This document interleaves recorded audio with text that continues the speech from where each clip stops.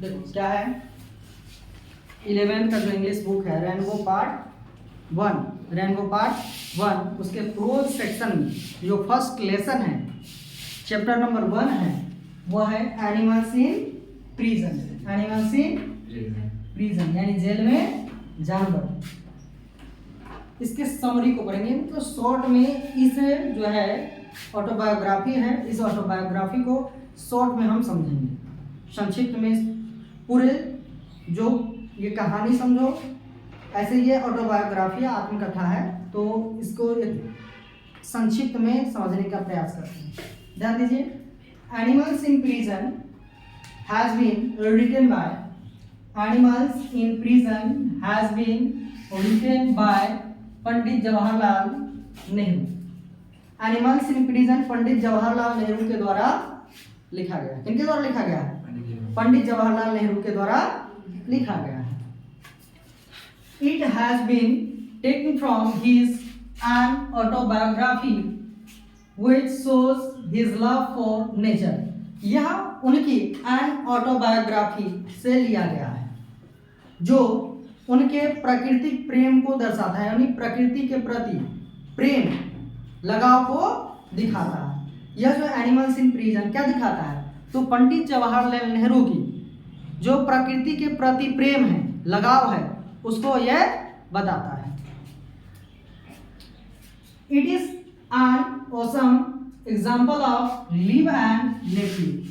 यह जियो और जीने दो, जियो और जीने दो का सबसे अच्छा उदाहरण है, अद्भुत उदाहरण है। ये किस प्रकार का उदाहरण है? तो जियो और जीने दो का सबसे उत्तम उदाहरण, अद्भुत उदाहरण है। Nehru ji lived for 14.5 months in his little cell in Dehradun jail. Nehru ji 14.5 महीनों तक, कितना? 14.5 महीनों तक देहरादून जेल की अपनी छोटी सी कोठरी में रहे। यानी जेल में बड़ा सा आलीशान बंगला थोड़ा दिया जाएगा, तो छोटी सी कोठरी में इनको देहरादून जेल में रखा गया था। कितने महीनों के लिए? 14.5 महीनों के लिए, 14 महीना 15 दिन के लिए। कहाँ थे? जेल में। किस जगह पे? Dehradun. He never felt alone in the jail because many animals lived there and he created friendly with them। उन्होंने जेल में कभी भी अकेला महसूस नहीं किया, अकेलापन महसूस नहीं किया। किसने? पंडित जवाहरलाल नेहरू ने। क्योंकि वहाँ कई जानवर रहते थे, जेल में जो है कई जानवर रहते थे, और वे उनके साथ मित्रता पूर्वक व्यवहार करते थे, जैसे दोस्त के साथ व्यवहार लोग करता है, उस प्रकार उन जानवरों के साथ पंडित जवाहरलाल नेहरू व्यवहार करते थे। Every mark and dent, moth eaten rafters, little tufts of grass and odd bits of stone were Nehru's old friends। ध्यान दो, हर निशान, मतलब जेल में जो भी निशान धब्बा बना था, गड्ढा, कीट, पक्षी, छत, घास के छोटे छोटे टुकड़े और पत्थर के अजीब टुकड़े नेहरू के पुराने दोस्त थे। मतलब इसमें घास के टुकड़ा, पत्थर, दीवार पर बना जो है गड्ढा, इन सभी नेहरू के दोस्त की तरह हो गए थे।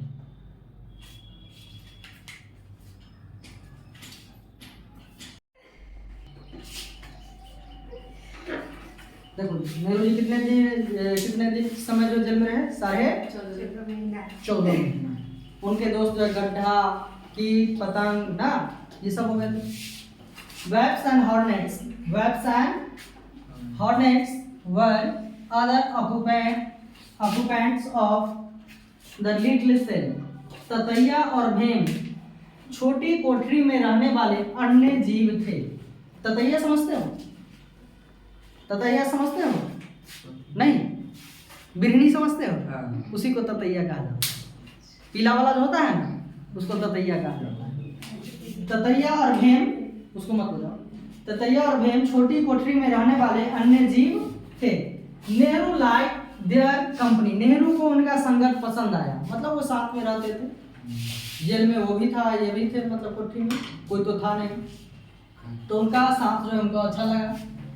The privilege was to go out for morning and evening walk। एक विशेष छूट थी, जेल में जो है एक विशेष छूट थी, और वो छूट क्या थी? सुबह शाम सैर पर निकलने की छूट दी जाती थी, यानी सुबह शाम वे बाहर निकलकर घूम सकते थे। That was not special privilege to Nehru only। वह केवल नेहरू जी के लिए जो है विशेष अधिकार नहीं था कि केवल नेहरू जी ही बाहर जाकर टहल सकते हैं। It was all common for all prisoners। यह सभी कैदियों के लिए आम बात थी, मतलब सभी कैदी जो है बाहर जाकर सुबह शाम जो है टहल सकते थे। जेल के बाहर नहीं, जेल के कैंपस में, जेल के कैंपस में ही। Once a rain of 5 or 6 weeks at the brink of monsoon made Nehru cooped up in the jail। एक बार मानसून के ब्रेक के समय, मतलब समझिए कि अंत के समय 5 से 6 सप्ताह की बारिश ने, यानी खूब बारिश हुआ, कितने सप्ताह तक? 5 से 6 सप्ताह तक, और नेहरू को जेल में बंद कर दिया। मतलब बारिश इतना हुआ कि वो बाहर निकल कर टहल भी नहीं सकते थे, लगातार बारिश हो रही थी। The color of fresh mango leaves are reddish brown। ताजे आम के पत्ते का रंग लाल भूरा हो गया। कैसा हो गया? लाल भूरा हो गया।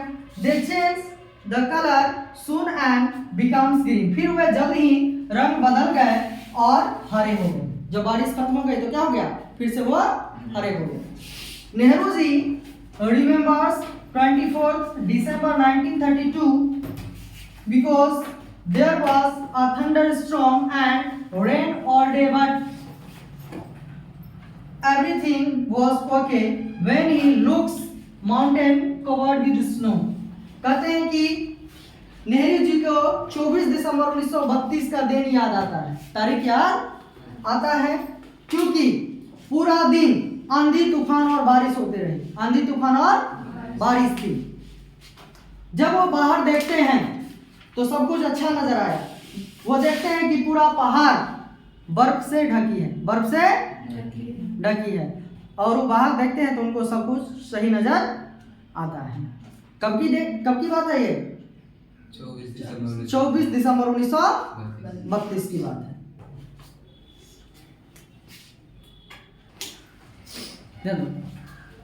Nehru ji describe the love making behaviour of parrots. Nehru ji ने तोते के प्रेमपूर्ण व्यवहार का वर्णन किया है, प्रेमपूर्ण व्यवहार का वर्णन किया है। जब वो जेल में थे तो जानते हो कि पशु पक्षी सब थे उसमें, तो उन्होंने तोते को देखा और तोते किस प्रकार से प्रेमपूर्ण व्यवहार कर रहे थे आपस में, उसको उन्होंने देखा और इसका वर्णन किया है। In this article, a message is preserved that everyone should love animals and enjoy the gifts of nature।